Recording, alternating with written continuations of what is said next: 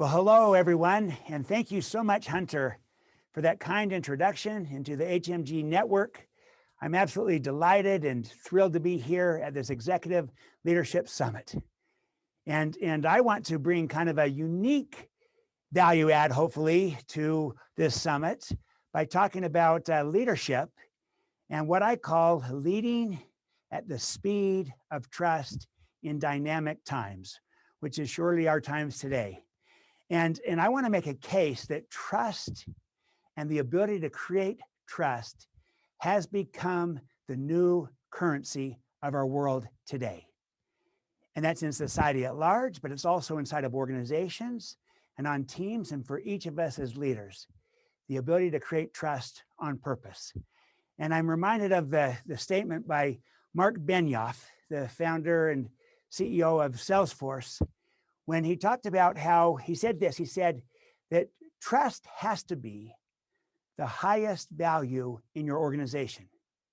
And if it's not, something bad is going to happen to you. Then he framed it this way. He said, it's a culture issue. What is the most important thing in your organization? Is it trust or is it growth? Because if anything beats trust, we are in trouble. It is a new world, and trust better be number one. So it's in that spirit of trust being the number one competency of leadership needed today that I come to you in this summit, is to show you how we as leaders can build high trust teams and high trust cultures as a differentiator in leading our IT organizations, but also to help us achieve the business outcomes that we're seeking.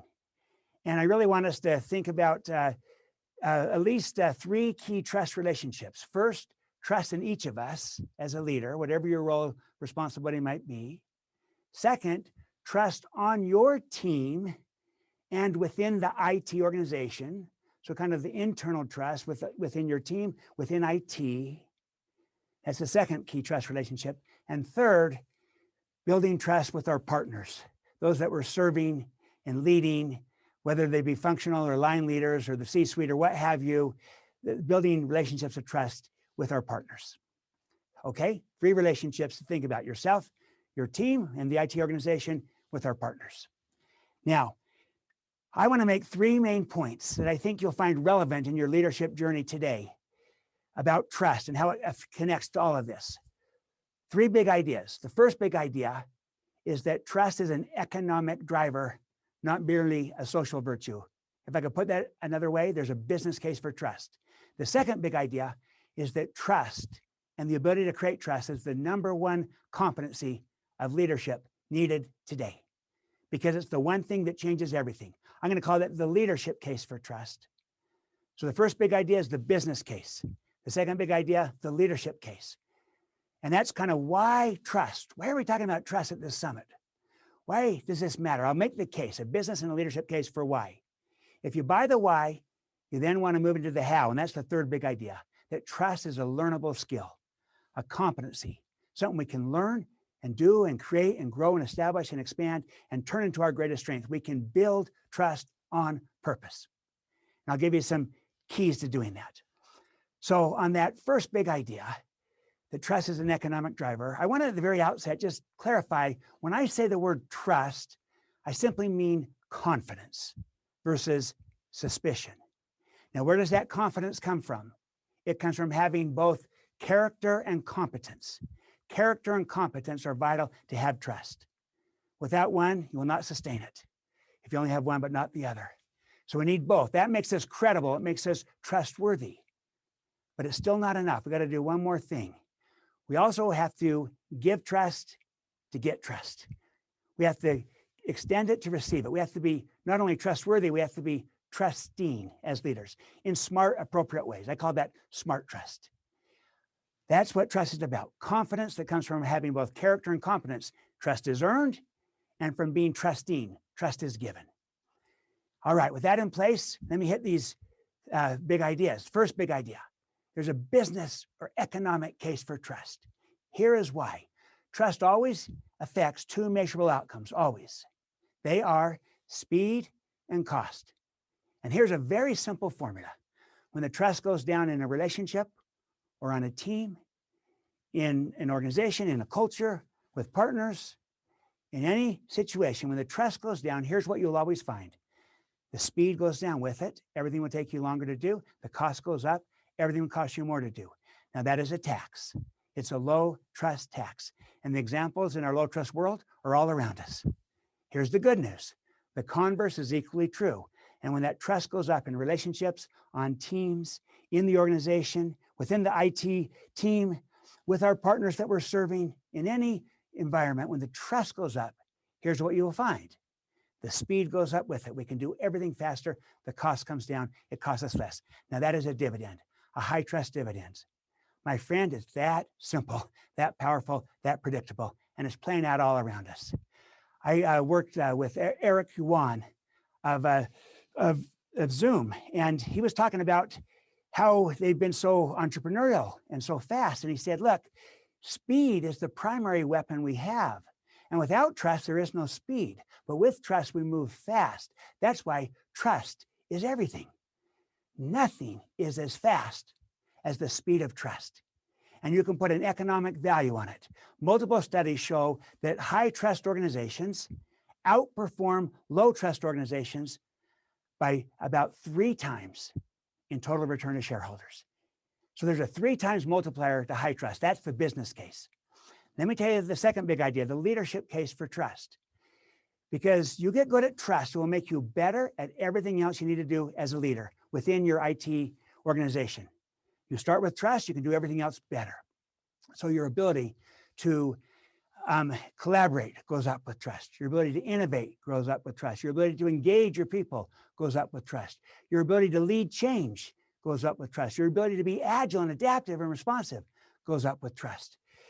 All these things are moved by trust. Same with building a team. Without trust, you're not a team. You're just a group of individuals working on a project. It is trust that turns a group into a team. It's transformative to the very nature of the relationship. But let's take collaboration, which is so vital today, especially as IT professionals, as we work together on our teams and with the partners that we serve. Today, it's interesting. We have all the technology tools we need to collaborate. The real question is whether or not we have the trust that we need to collaborate. See, in a very real sense, trust is the ultimate collaboration tool. And without trust, we don't really collaborate, we merely coordinate. Nothing wrong with that, but we're leaving a lot of value on the table. But if we increase the level of trust, we can move from coordination to cooperation to collaboration, where there's extraordinary value. I can do the same thing around innovation, how trust is the foundation of great innovation. And around engagement is what engages people and inspires them. So we want to build great teams and cultures. Start with trust. It's energizing. It creates energy, and that's creativity and innovation and engagement and commitment and inspiration. It also creates joy, happiness, satisfaction, and fun. It's a lot more fun to be part of a high trust team, high trust culture. That's the leadership case for trust. So there's a business case, there's a leadership case answering why. On the third big idea that trust is learnable, this is the how. And you can go in great depth on this. I'll give you just the essence. High trust teams, high trust cultures are created from the inside out.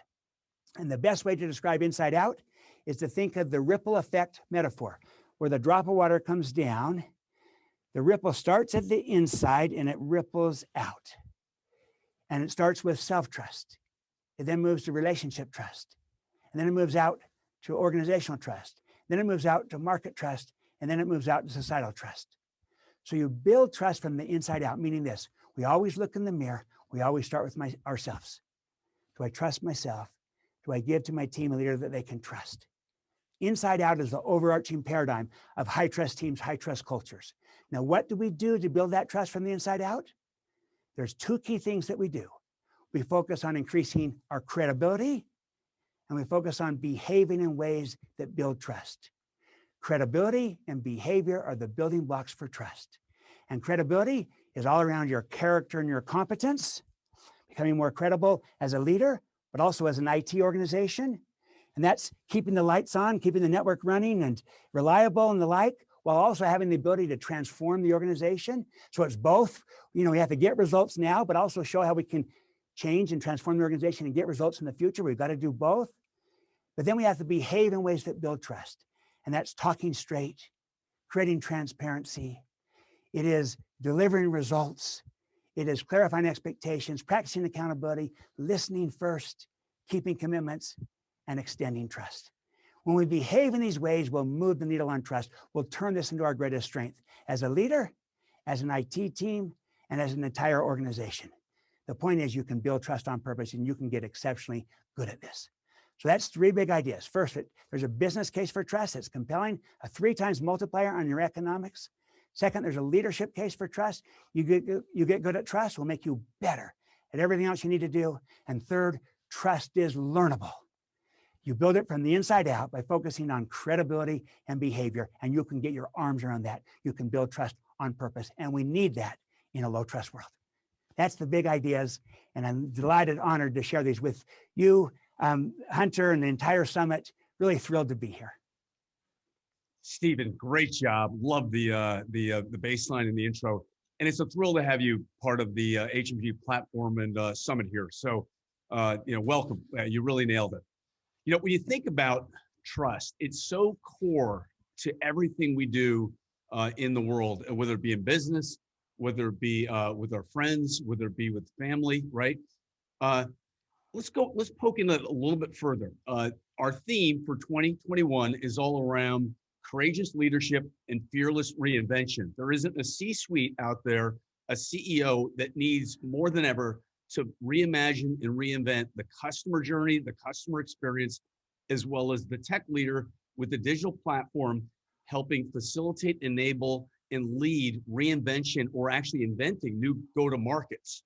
So when you think about that whole notion of collaboration at a higher level, innovating at a higher level, talk to us a little bit more about innovation really on its edge, the importance of trust in that whole communication and collaboration. Yeah. Well, Hunter, I love this, what you're framing, because it's absolutely true. There's so much change hitting us today from every angle, including, disruptive technologies and all the other things that are hitting us with what's going on in our world. And we've got to change faster than the change that's happening to us. And we've got to stay relevant. And if we lose that relevancy, at some point, we will lose the credibility and the trust, whether it be of our own people or of the marketplace. So we got to constantly recreate ourselves, reinvent ourselves, fearless reinvention, as you're describing. And what enables us to do that is when we start with trust.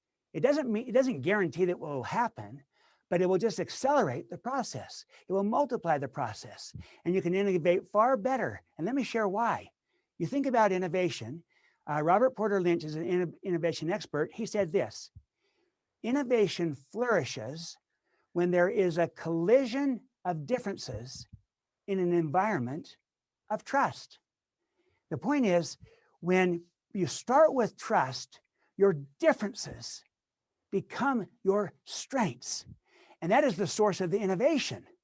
When the differences collide in an environment of trust, and it can become creative and innovative and exciting.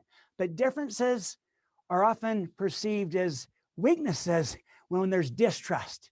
But also people will not be afraid, they'll be too afraid to take a risk and make a mistake in low trust cultures. And you won't innovate if you're not willing to take a risk and sometimes even fail. The whole mantra, fail fast, fail forward, fail often, but learn faster. And you can't do that unless people take a risk, and they won't take a risk if there's not trust. So there's a lot of things you need to do for innovation, but it starts with trust. It accelerates everything else you're trying to do.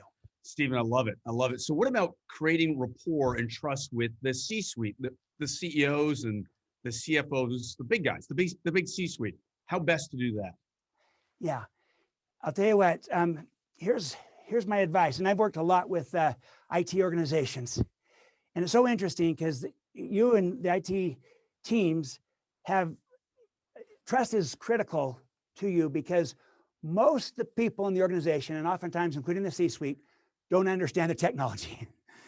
And they know that you do, and they are trusting you and that you understand the technology, but most of them don't. So you're trying to really build a high trust relationship. Here's 3 things you can do as a leader. First, declare your intent. that you want to build a relationship of trust, because if you can trust each other, everything is better. And so you say, I want to be a high trust partner to you, a trusted advisor that you can count on. And I want to prove it through my character, through my competence, as well as through my behavior. So first, declare your intent to build trust as part of the relationship. Second, signal your behavior. That is, tell them what you're going to do. And that way they're looking for it and they're aware of it. And you say, look, if I talk to you, I'll always tell you the truth. If I make a commitment, I'm going to keep it, or else I won't make the commitment. If I have an issue or concern, I'll come right to you. You tell them what you're going to do. You signal your behavior. Third, most importantly, now do what you just said you were going to do. If you do that in that order, declare your intent, signal your behavior, tell them what you're going to do so they're looking out for it, and then do what you say you're going to do consistently, you will accelerate the building of trust in those relationships. Now, you'll lose it faster if you do the first two steps and not the third. If you don't deliver, it will go down faster, but you can accelerate the building of trust by doing this three-step process. Love it. Perfect. We're spot on. That's for the C-suite, that's for the board, and that's for the line of business. Now, let's think about building a leadership style that, again, embraces the IT organization to uplift everyone to build a high-performing leadership culture. Yeah. Okay. So now we're going to build it in the entire team. If you, again, can lead out and model this, so you are a model of the kind of trust we're talking about. You're a model both on the credibility side, the character and the competence, and that includes learning, getting better, staying relevant in a changing world, but also you're a model on the behavior side, so that people can look to you and say, there's a model, because models can become mentors. But then if you can also share with your team and with those you're working with a common framework to think about trust, a common language to talk about trust, and then a process to build it, you can build this far better collectively as a team. And too often you say trust and people are all over the map as to what you mean. That's probably the essence of our work, is we give people a methodology, a language, a framework, and a process. The whole idea is that you're going to model, and try to lead out with this, but you want and expect others will do the same. And this is part of how we lead. This is part of the IT organization. We want to be trusted by our partners. And it's hard to be trusted by your partners if inside of our team, we have toxic distrust. So we're going to try to build a high trust team and a high trust culture where everyone tries to model the behavior and demonstrate the credibility. And if we each do this, you can start to build this from the inside out. I think the one last thing I would add is as a leader, if you can extend trust to your team and your people in appropriate ways, in smart ways, you'll find that they'll give it back to you.